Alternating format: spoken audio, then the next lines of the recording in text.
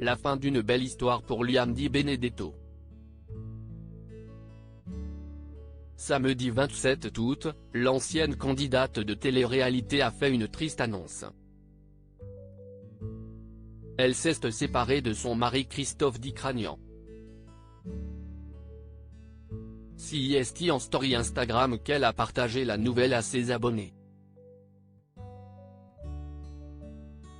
Je vais être direct et je ne rentrerai pas dans les détails mais Christophe et moi CIST terminé, merci de respecter notre choix.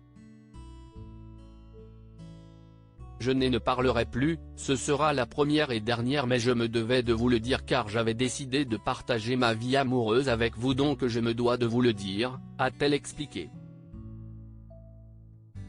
Sans révéler les raisons de cette rupture surprise, Liam Di Benedetto a toutefois rassuré en confiant qu'il n'y avait pas eu d'écart de conduite. Sachez que ce n'est ni à cause d'une tromperie ou autre, si est juste un choix, ça fait déjà quelques jours que la décision était prise. Nous restons quand même mariés à l'heure d'aujourd'hui.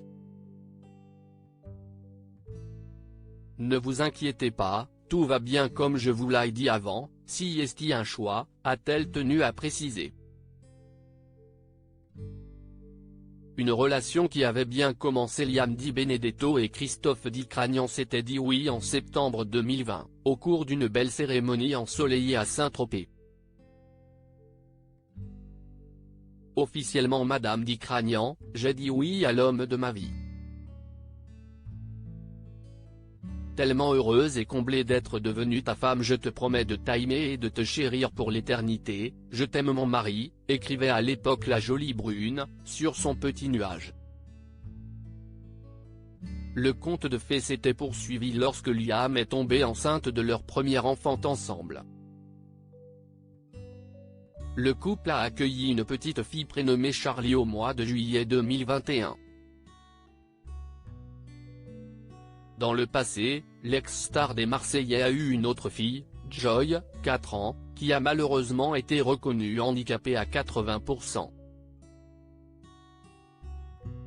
Christophe Dicranian était devenu pour elle un beau-père exemplaire. Lui aussi a eu une première fille, issue d'une précédente relation, Sia. Il la présentait enfin au mois d'octobre 2021, après s'être longuement battu pour sa garde. Rappelons par ailleurs que Christophe a connu de nombreux ennuis judiciaires pour trafic de stupéfiants.